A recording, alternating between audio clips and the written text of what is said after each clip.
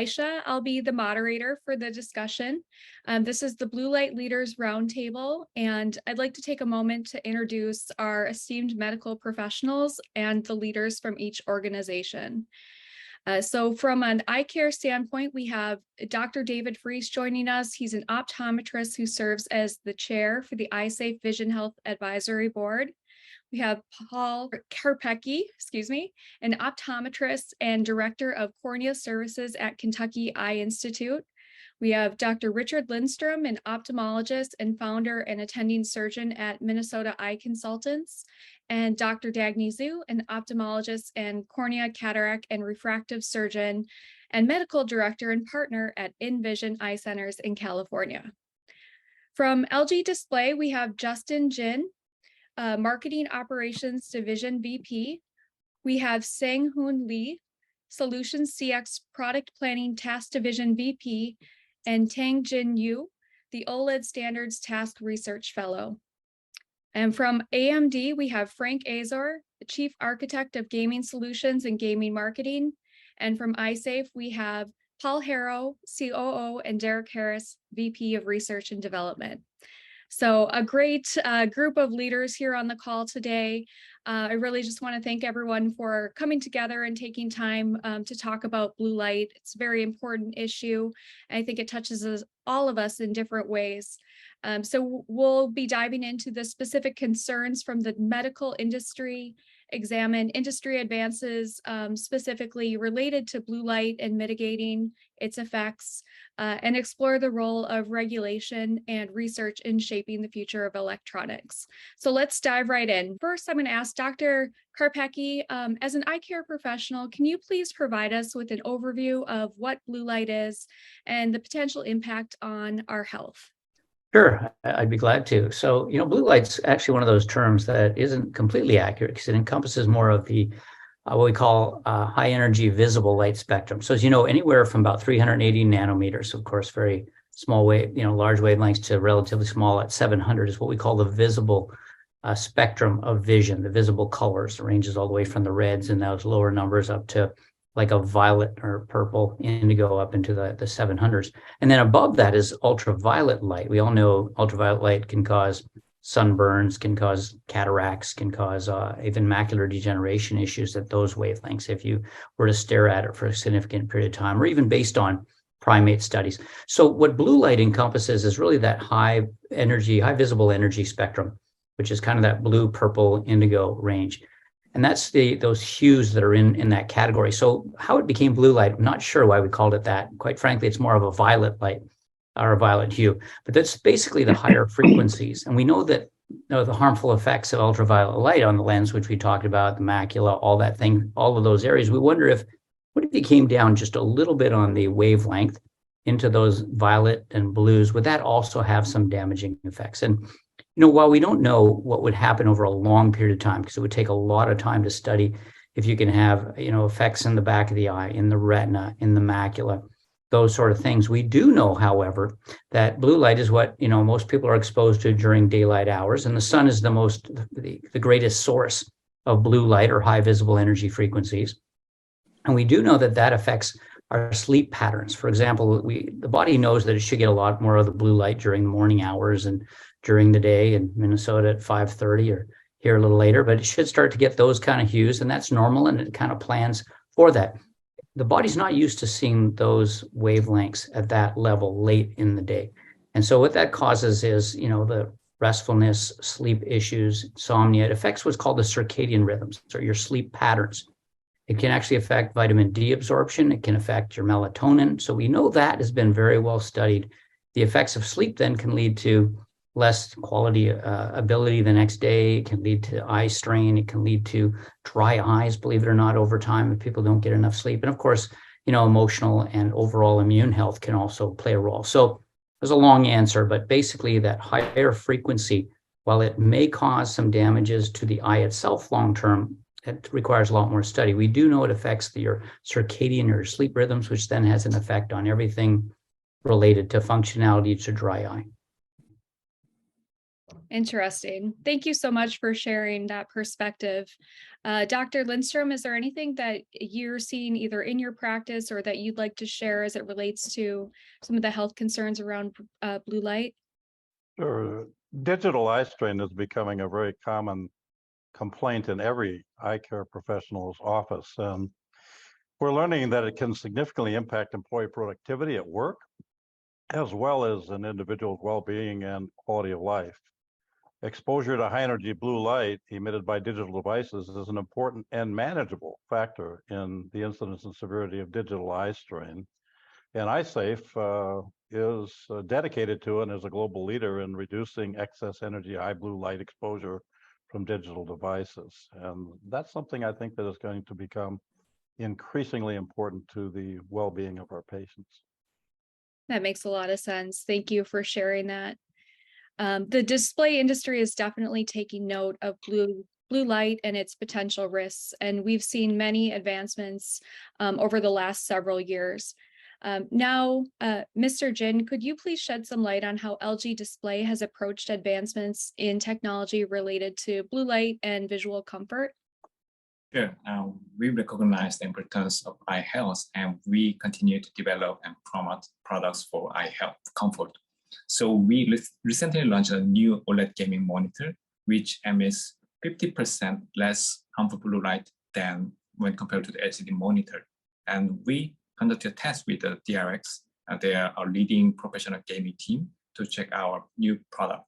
And as a result, we were able to confirm the excellence of OLED eye health once again, with the positive feedback from gamers that the color and black expressions were very impressive.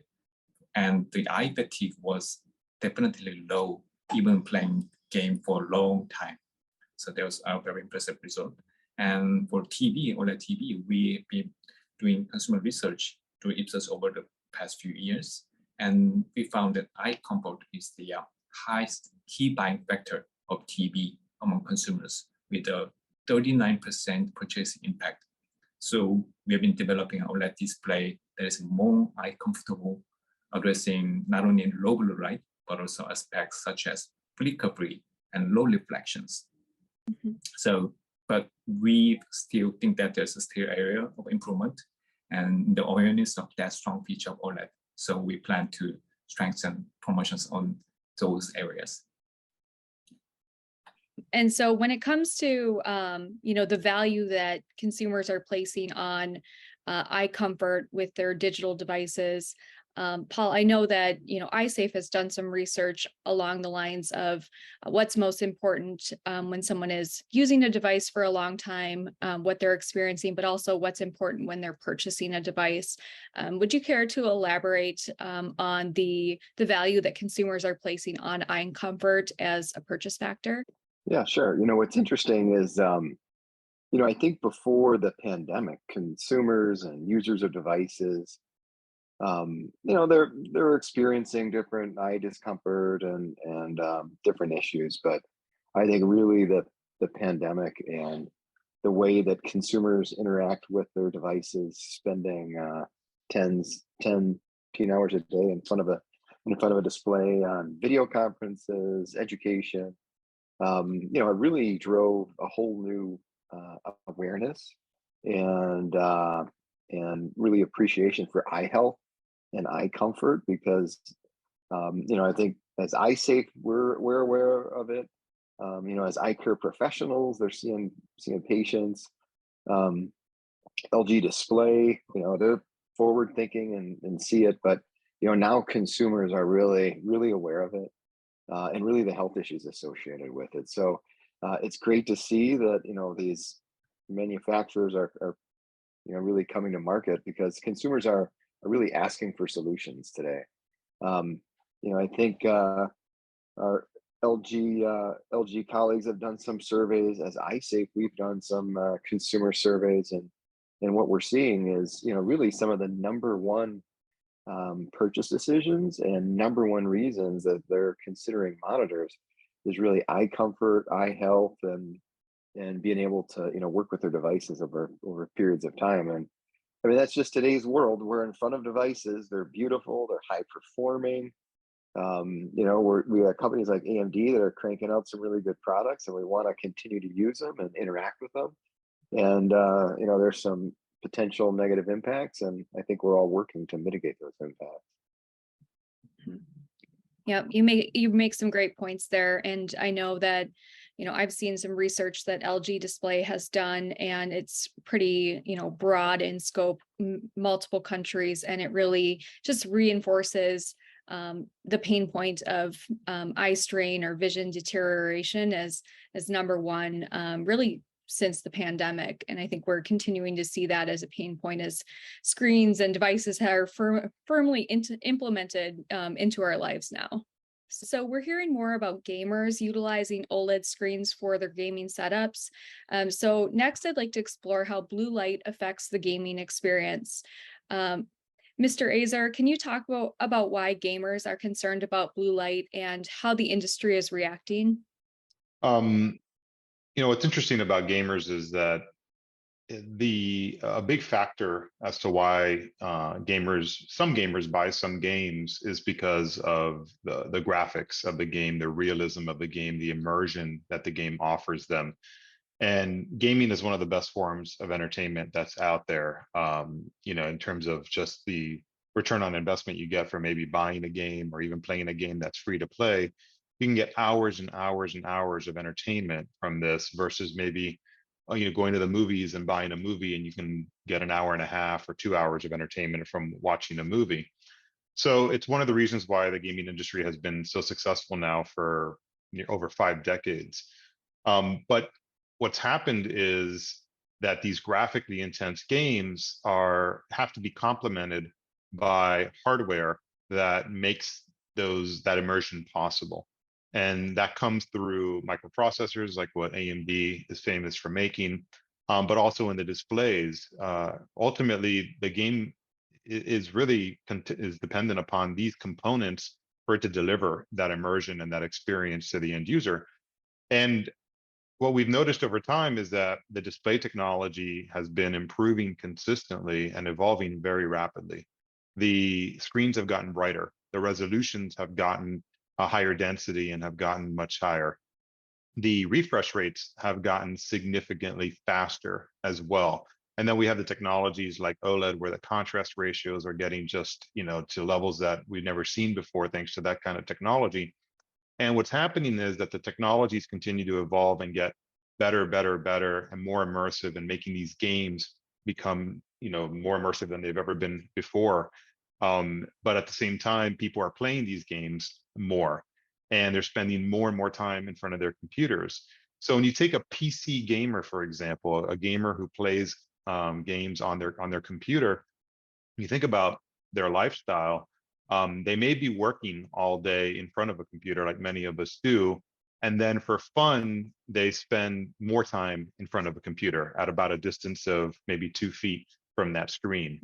And in many cases, you know, they could be spending 10, 12, 14, 16 hours in front of the computer between their work time and then their recreational time. And it's different than other types of entertainment, because usually maybe you'll work during the day and then you'll go and read a book, or you'll go and watch TV, and you're now sitting at a distance of maybe 10 or 15 feet away from that screen. And maybe you look away occasionally, but you know, these gamers, they'll be staring at a game, they'll be reading text, they'll be immersed and engaged in the game for hours at a time without even noticing that the time is going by. So for gamers, I feel that they're most exposed to the risks of blue light exposure, because they're looking through the most advanced displays that are able to bring these games to life more realistically than any other displays that are out there. They're doing it at these incredible refresh rates and these frames per second. And they're doing it for longer than most other use cases are out there. So they're the most susceptible to the kind of damage that blue light can cause potentially. And for that reason, we've been early adopters of blue light mitigation technologies like what Eyesafe has to offer. We've been advocating and promoting them because we want the gaming community who loves this hobby, who loves this recreation, this entertainment, to do it and do it for the rest of their lives and do it responsibly. And we have a responsibility as providers of these technologies and these solutions to do that, and that's why it's very important to us at AMD.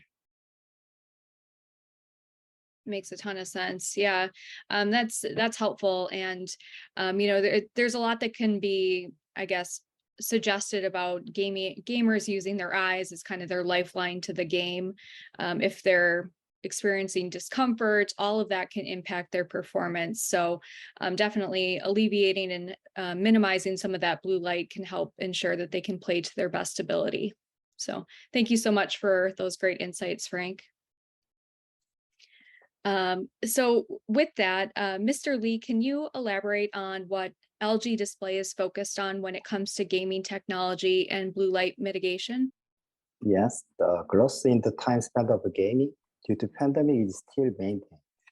And esports is the designated as the official event of the Asian Games, and the expected to earn more than 2 billion.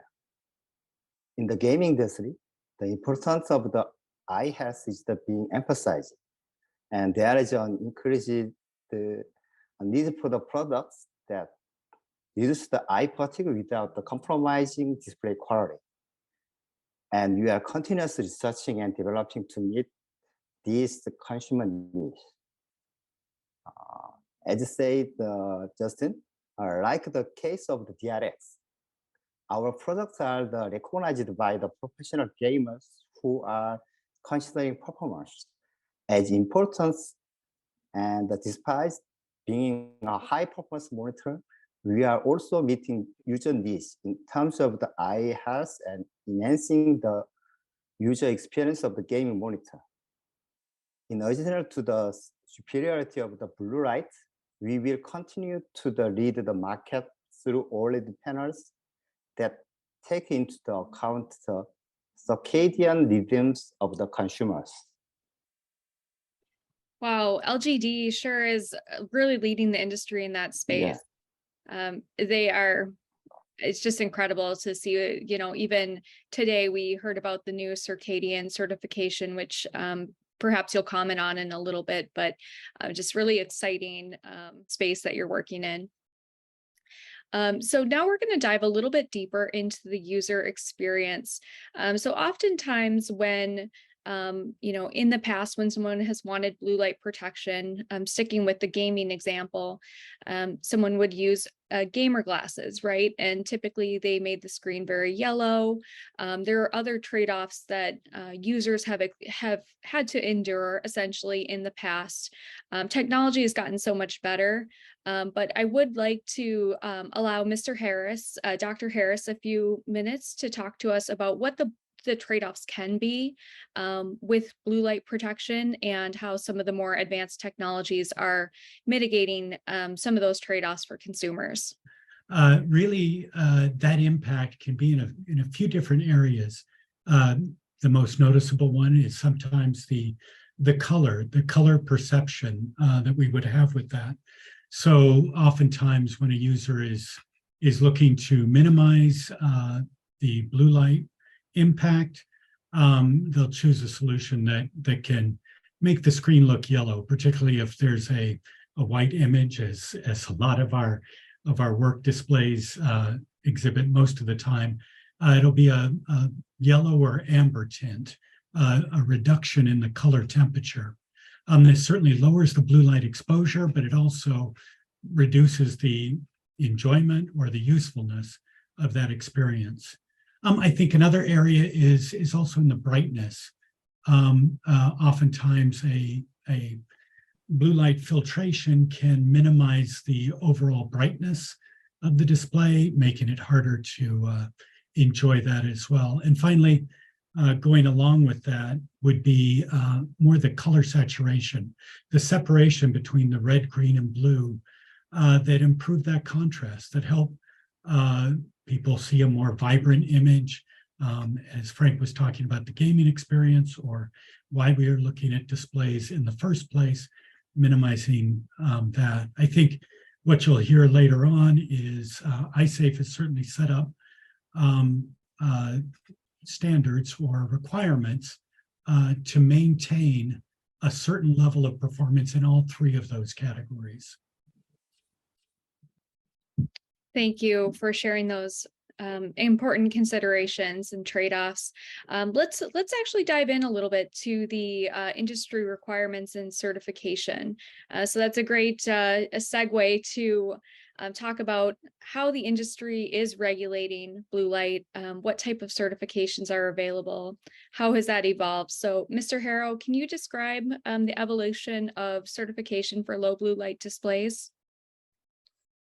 Sure. Yeah. So I think looking back, you know, probably one of the first, one of the first certifications was TÜV Rheinland. So TÜV Rheinland is the world's largest third-party certification lab. They introduced some offerings several years ago, really responding to the market need for certifying some of the software solutions on the market. So some of the first low blue light or blue light management systems on the market were all software driven. They did evolve that a few years after that. But in 2019, Eyesafe really saw a need in the market to provide display guidance for manufacturers that was really driven by the latest published research, an overall state of understanding and the health facts of blue light exposure to human eye health. So we partnered with our Vision Health Advisory Board. We established really the world's first truly health-driven set of requirements for the display industry. And we worked together. We looked at a combined effort of both looking at the current state of published research, the current state of display performance in the market, and performance is both color performance and blue light emission, brightness, all the aspects of display performance Derek Harris mentioned. And we established a recommended baseline level of blue light emission performance. Now, I think one thing we'll all agree is there's really not a definitive study that could quantify a safe level of exposure. But we do know that studies have shown that through continued exposure to blue light, it can exacerbate certain aspects, surface symptoms, for example, for dry eye and computer vision syndrome, interrupt sleep patterns if exposed at night is very well understood. And then there's even some research that suggests impact to retina cells. But really the goal of our first stage of requirements was to help to build awareness on the issue of blue light exposure and start driving usage down as the lower blue light exposure was better. TÜV Rheinland's been a great partner with Eyesafe to enable those certifications. At the time, it was embraced by some of the world's most recognized brands in the PC segment, like HP, Lenovo, Dell, Acer, and of course, LG Display. And then 2 years later, we really looked at how we could make this a mark and tool that really is helpful for consumers. So we've updated these set of requirements, not only to include just a pass-fail level, but to also include a sliding scale of performance. This way, a consumer, when looking at different products, they can compare which products are actually ones that are the best performing in terms of blue light emissions. It also gave a tool for the manufacturers to compete in the marketplace and really drive that blue light emission performance to where it needs to be. This updated standard is Eyesafe version 2.0. Also included nomenclature as part of the sliding scale in a formula that was co-developed between Eyesafe and our Vision Health Advisory Board partners. It's a sliding scale.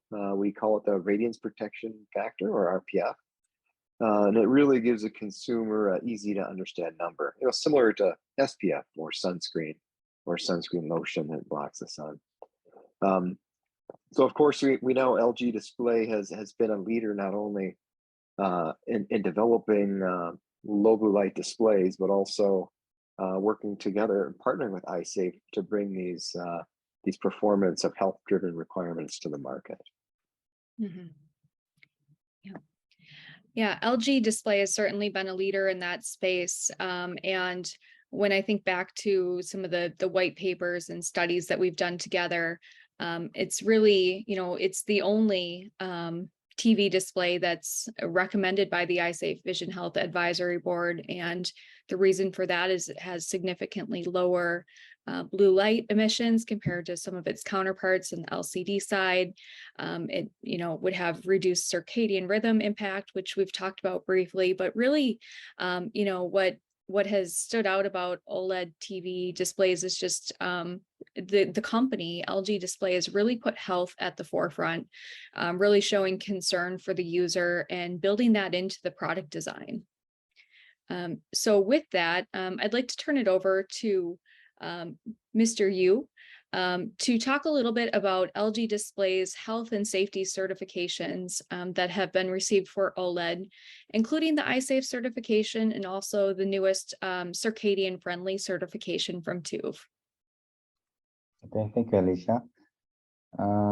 As marketing operation division leader said, it is very important to inform consumers about the excellence of eye comfort that OLED has. As a result, in May, we've obtained the world's first circadian-friendly certification from TÜV Rheinland, a leading global independent testing, inspection, and certification body. Then, what a circadian rhythm is, it is the patterns of various physiological processes in the human body that repeat roughly every 24 hours, and the human body secretes and regulates hormones such as melatonin, which influences sleep in accordance with the cycle. In general, it is known that watching TV or smartphone at night can promote the suppression of melatonin and affect the circadian rhythm, causing disease such as sleep disorders. In addition, studies have shown that these abnormal melatonin secretion phenomena are implicated in a wide range of disease, including depression, Alzheimer's, and malignant tumors. TÜV Circadian Friendly is a certification that evaluates whether circadian rhythm of consumers can be adjusted without hindering display picture quality. And it has been graded into 3.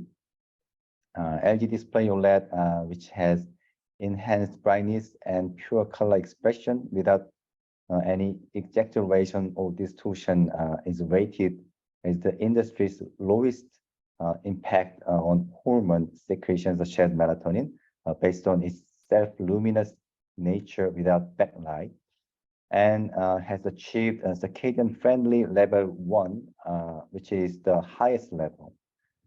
LG Display will go one step further from eye health excellence to continuous research to develop user-friendly products as a safe display for the human body. Thank you, Dr. Yu. That's very impressive and exciting to see that LG Display is digging into new places for research that, really do affect our total health. And we're seeing, the industry trend that way, as well as, going even beyond blue light to talk about total eye health. And that's something that we've discussed with the Eyesafe Vision Health Advisory Board and the doctors that are on this call is, what does total eye health look like? Is that flicker-free, glare-free, circadian friendly? How do we start to, evolve the discussion around health, and apply it to devices? So definitely a lot more research. We'd expect to see a lot more research on those various topics in the future. Blue light is one of those areas that's going to continue to evolve. Dr. Zhu, are you available, and would you be able to help us out with the question? The question is, what's in store essentially for research around blue light and eye health as it relates to devices? Okay, I apologize. I just got out of surgery. I'm on my way home, but I'm happy to jump in and give some of my thoughts. So first of all, thank you so much to LG for really leading the way in the display industry. I really think that the future of blue light research lies in applicability to everyday human life and interaction. So most of the research that we have now is showing, dangers and toxicity within the laboratory, within animal models, and under exposure to very high levels of blue light. I think where we're headed with the research now is trying to answer the question of what is the effect of everyday chronic low levels of blue light like we experience on a day-to-day basis in our work for using digital devices. How do those low levels of blue light affect our health over time? And I think that as we continue to gather this research, we're going to be triggering the alarm. And I think that all of us here on this call, we're ahead of the curve, and everyone else who is not looking at this, they'll be behind. And I think that the fact that we're being proactive about our education and spreading awareness about to consumers and to our patients about what effect blue light may have on our health over a lifetime, especially in our children who are now growing up with digital devices from day one, I think that's going to be very important. And so the research, I think, is going to show a lot of the what a lot of the outcomes already show in the laboratory, and that is that it will contribute to increasing rates of dry eye disease, nearsighted, and perhaps even retinal damage over time. And I think those are areas that we need to concentrate in as we go forward, is more experiments and more research in humans and in terms of daily low blue light exposure from our digital devices.